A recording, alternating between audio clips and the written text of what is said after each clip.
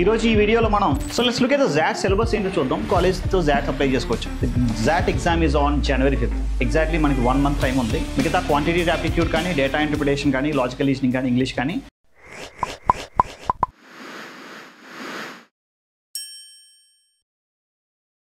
Welcome back to think plus education. ఈరోజు ఈ వీడియోలో మనం జాట్ గురించి, జాట్ ప్రిపరేషన్ స్ట్రాటజీ గురించి మనం తెలుసుకుందాం.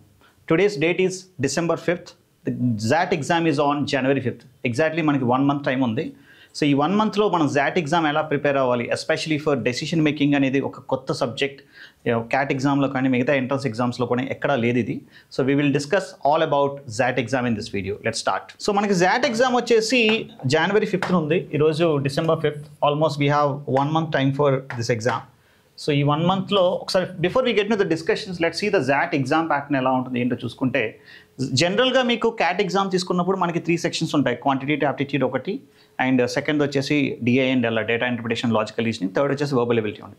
ఇక్కడికి వచ్చేసరికి quantitative ability and data interpretation ఒక సెక్షన్ ఉంటుంది.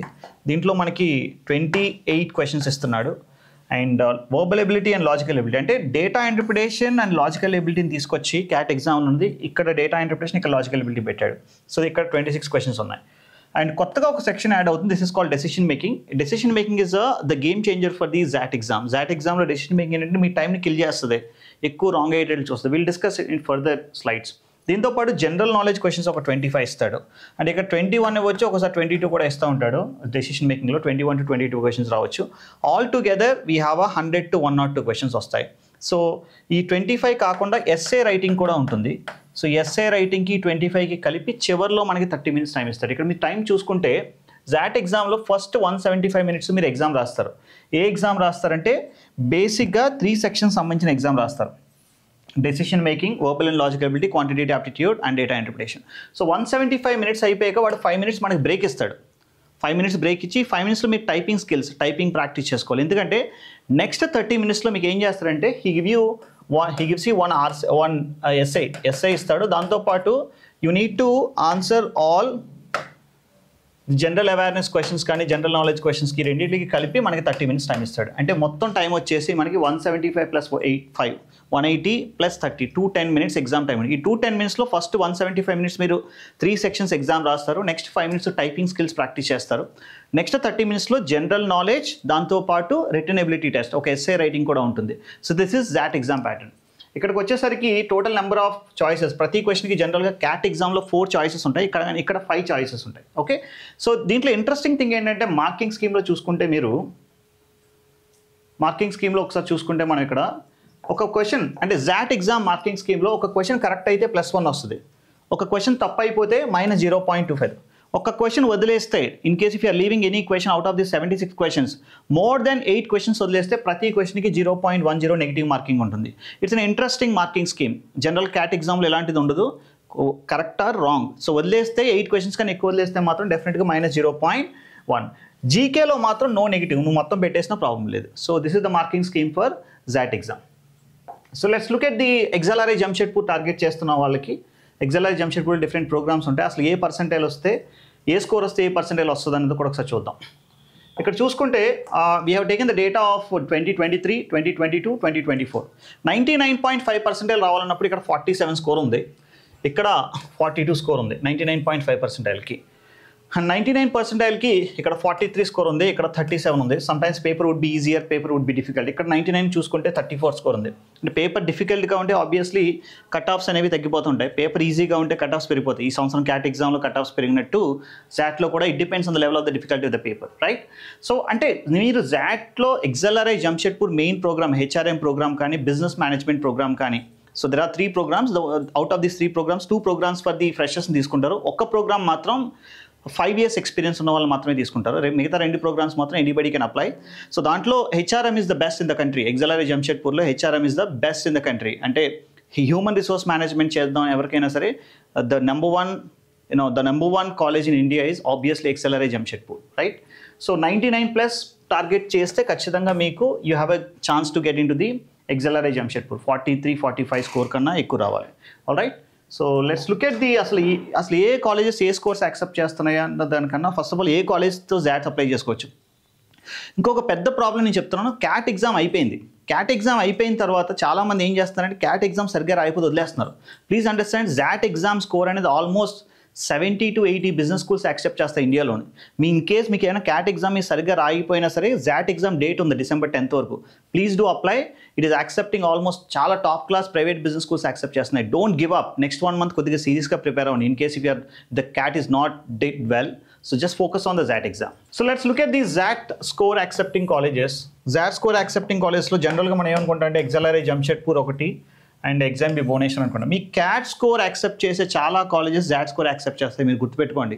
In case me cat exam సరిగ్గా రాయిపోయినా ఈ 1 month కూర్చొని 85-90% ట్రై చేయండి. ట్రై చేస్తే మంచి బిజినెస్ స్కూల్ వస్తాయి. ఇప్పుడు దాంట్లో చూసుకుంటే IMT Ghaziabad is one of the best. IRMA Anand కానీ, Fore School of Management Delhi కానీ, Goa Institute of Management it's a Goa Institute of Management Panaji Kani. TAPME is also one of the best. KJ Somaya also I recommend. This is called KJ Somaya. And Laiba Chennai, this is also good. And IFMR Chennai. Great Lakes is also Chennai. Great Lakes Chennai కూడా చాలా మంచి పొజిషన్లో ఉంది. ఈ మంచి business mica కానీ వీటిలన్నింటిలో కూడా జాట్ స్కోర్ యాక్సెప్ట్ చేస్తుంది. Please in case if the CAT exam did not go well, please focus on XAT exam. We have 1 month time and మంచి business schools accept. Please come out of that zone.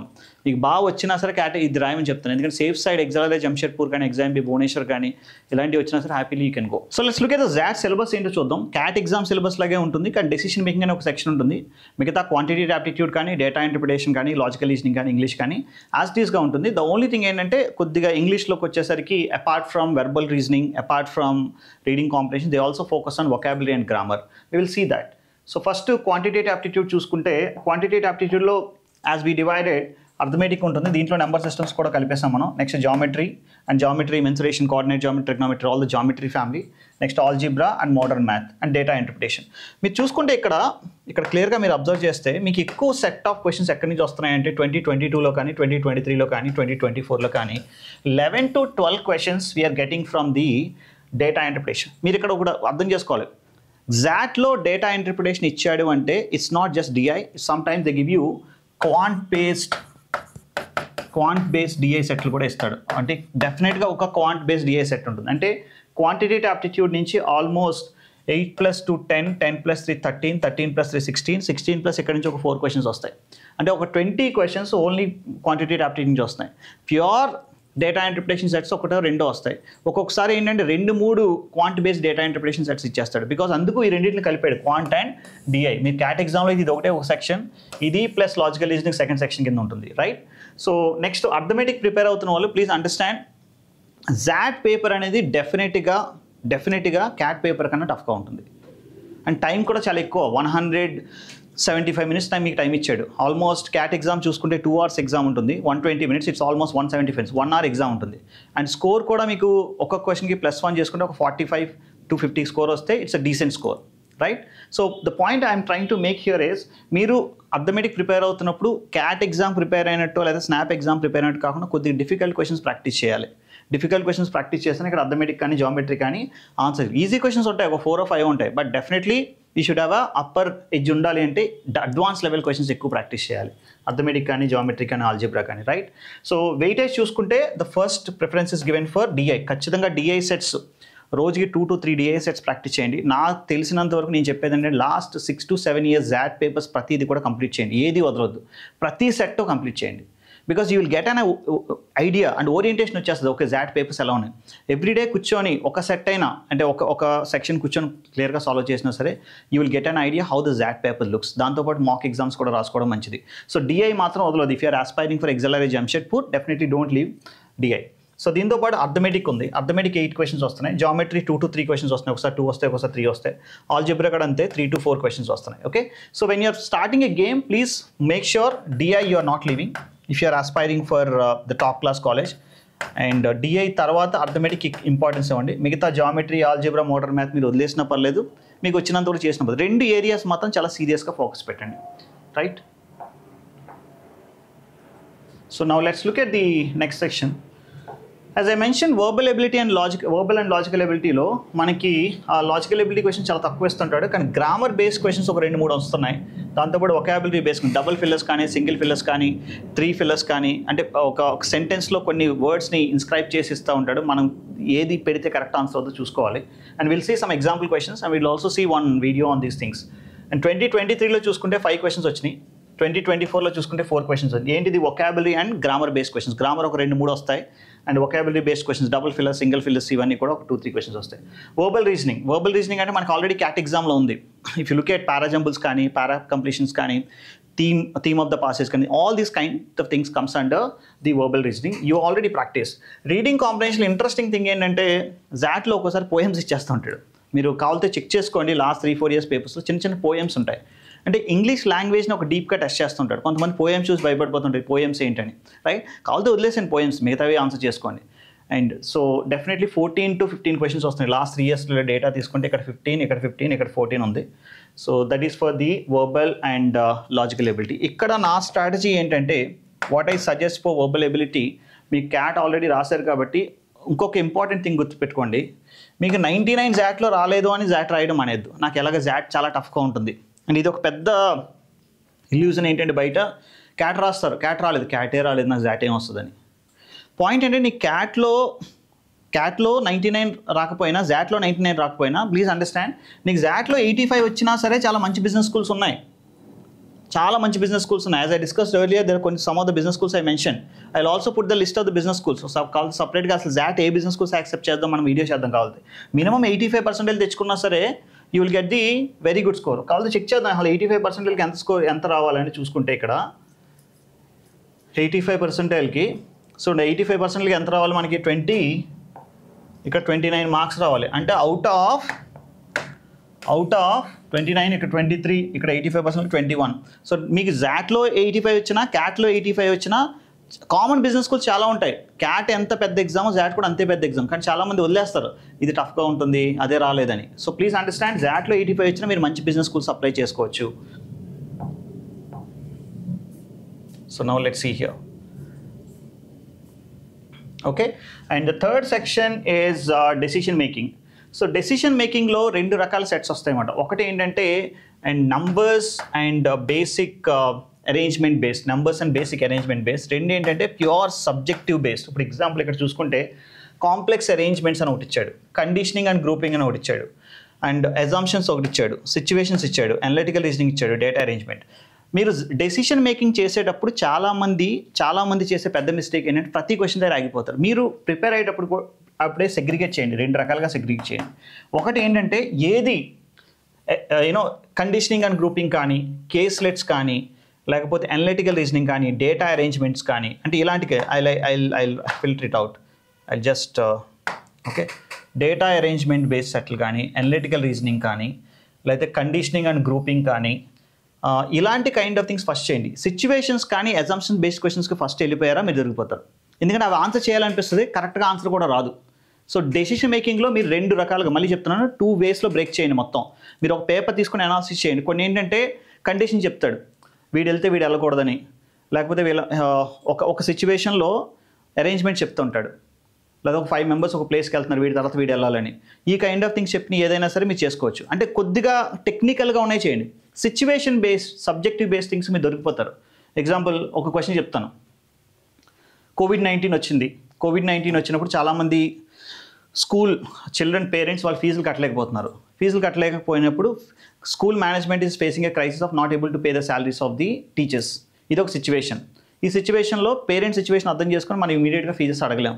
అలానే అందరూ కట్టలేని స్థితిలో లేరు, కొంతమంది కట్టలేని స్థితిలో ఉన్నారు. ఈ సిచ్యువేషన్ ఎలా హ్యాండిల్ చేస్తావు అని అడుగుతాడు. ఇది వెరీ సబ్జెక్టివ్. అంటే దీంట్లో నువ్వు అక్కడ అజంప్షన్ తీసుకున్నది కరెక్ట్ అవ్వకపోవచ్చు. ఇలాంటి క్వశ్చన్స్ ఎప్పుడు కూడా వదిలేయాలి. Okay, I show you some examples here. అసలు డెసిషన్ మేకింగ్లో ఎలాంటి క్వశ్చన్స్ వచ్చినాయి ఒకసారి చూపిస్తే మీకు క్లారిటీ వస్తుంది. ఇఫ్ యు లుక్ ఎట్, మీకు జాట్లో చెప్తున్నట్టు డెసిషన్ మేకింగ్లో 2 రకాల సెట్లు ఉంటాయి. ఒకటి కొద్దిగా డేటా బేస్డ్గా డెసిషన్ మేకింగ్ తీసుకునేవి, ఒకటి ఏంటి సబ్జెక్టివ్ బేస్డ్, అంటే నీకున్న థాట్ ప్రాసెస్ బట్టి తీసుకుంటాం. మీరు ఎప్పుడు కూడా ఈ డేటా బేస్డ్ సెటిల్ టచ్ చేసుకుని చూసుకుంటే ఎలా ఐడెంటిఫై చేస్తారంటే నెంబర్స్ కానీ లేకపోతే ఏమైనా కండిషన్స్ కానీ ఉన్నాయనుకో, obviously that's a data based set. ఇక్కడ చూసుకుంటే మీకు 3,000 రూపీస్ అనేది ఉంది. నేను చదవట్లేదు, చదవకుండా just small industrial town hosted A steel plant and it's associated ancillary companies ఇదంతా మాట్లాడుతున్నారు. ఇక్కడ ఎయిర్పోర్ట్ కాస్ట్ అయితే 2,200 ఉంది. అంటే ఇది ఏంటంటే కొద్దిగా కండిషన్ బేస్డ్ సెట్స్ మాట. కండిషన్స్ని అప్లై చేస్తే మీకు ఆన్సర్స్ వచ్చేస్తాయి. ఐఎమ్ రిపీటింగ్, కండిషన్స్ అప్లై చేస్తే ఆన్సర్స్ వస్తాయి. కండిషన్స్ ప్రాపర్గా చదివి అప్లై చేస్తే చాలు. అంటే I call it's an objective based decision making. ఇంకోటి subjective based decision making. Conditions ఏమి ఇవ్వడు, నువ్వు ఎలా ఆలోచిస్తున్నావు అని అడుగుతాడు. సో జాట్ డెసిషన్ మేకింగ్లో 2 రకాలు ఉంటాయి. ఒకటి ఆబ్జెక్టివ్ బేస్డ్, 2 సబ్జెక్టివ్ బేస్డ్. అంటే ఆప్షన్స్ అన్ని ఆబ్జెక్టివ్ ఉన్నా సరే మీరు కండిషన్స్ అప్లై చేస్తే వచ్చేసేవన్నీ కూడా ఆబ్జెక్టివ్ బేస్డ్ అంటాను నేను. కండిషన్స్ ఏమి ఉండవు, నీ థాట్ ప్రాసెస్ ఎలా ఉందో చూసుకొని చేసే వాటిని సబ్జెక్టివ్ బేస్డ్ అంటారు. సో నేనేమంటానంటే all ever when ever you are writing the exam please look at the objective. Condition based ఏమన్నా చూసుకోండి. ఆ కండిషన్స్ అప్లై చేస్తే వచ్చేస్తే ఎక్కడి నుంచి ఇక్కడికి వెళ్ళడానికి ఎంత దూరం పడుతుందని అడగొచ్చాము ఇలాంటి క్వశ్చన్స్లో, రైట్? COVID-19 ట్రావెల్ రెస్ట్రిక్షన్స్ ఉన్నాయి, ఒక వే మానేసి ఇంకో వే నుంచి వెళ్ళాలి అంటాడు. సో అప్పుడు ఎంత కాస్ట్ అవుతుంది? ఇవన్నీ కూడా కండిషన్ బేస్డ్, ఆబ్జెక్టివ్ బేస్డ్. ఇలాంటివి టచ్ చేయండి. మీరు సబ్జెక్టివ్ బేస్డ్ టచ్ చేశారా మీకు రాంగ్ ఎక్కువైపోతుంటాయి. Please understand. So I'm sharing my experience of writing this exam. Okay, always go for the objective. Will do a separate video on decision making. Last 30 మినిట్స్లో మనకి GK paper ఇస్తాడు. GK పేపర్లో 25 questions ఉంటాయి. దాంతోపాటు ఒక essay రాయాలి. మీకు జీకేలో చూసుకుంటే రకరకాల క్వశ్చన్స్ ఇస్తూ ఉంటాడు. మీరు అన్నీ ఆన్సర్ చేయాలని పెట్టుకోవద్దు, మీరు అన్నీ ఆన్సర్ చేసేయండి. దాంట్లో కొన్ని బై ఫ్లూక్ కొన్ని కరెక్ట్ అవుతాయి అండ్ నెగిటివ్ మార్కింగ్ లేదు. అండ్ కట్ ఆఫ్స్ ఏం పెట్టాడు, దీనికి చెక్ చేస్తాడు. ఇంటర్వ్యూకి వెళ్ళినప్పుడు వీడికి జీకే ఎంత వచ్చిందని చెక్ చేస్తాడు. ఒక 5 to 6 మార్క్స్ వచ్చినా సరే దానికి ఎలిజిబిలిటీ కానీ తీసుకుంటాడు అనమాట. అంటే మీరు ఎక్కువ జీకే మీద ఫోకస్ పెట్టొద్దు. కరెంట్ అఫైర్స్ ఏమైనా చదివితే చదవండి, because that could be also helpful for your VAT PA of cat VAT PA కూడా కరెంట్ అఫైర్స్ హెల్ప్ అవుతుంది, రైట్? సో ఇవన్నీ వస్తాయి. పర్సనాలిటీ అవార్డ్స్ కానీ, కరెంట్ అఫైర్స్ కానీ, జియోగ్రఫీ కానీ, హిస్టరీ కానీ, అండ్ ఎకానమీ కానీ, స్పోర్ట్స్ మీద కానీ, పాలిటీ మీద కానీ, మొత్తం అన్నీ వస్తాయి. It's very difficult to read all those things and they are not taking it very seriously. 30 నుంచి 25 మార్కులు వచ్చిన వాడికి సీట్ ఇస్తానని చెప్పట్లేదు. It's an eligibility test. Please understand. They will check it how much score you're getting, right? So thanks for watching this video. మీకు జాడ్కి సంబంధించిన ఏమైనా కన్సర్న్స్ ఉన్నా please call to the number mention here.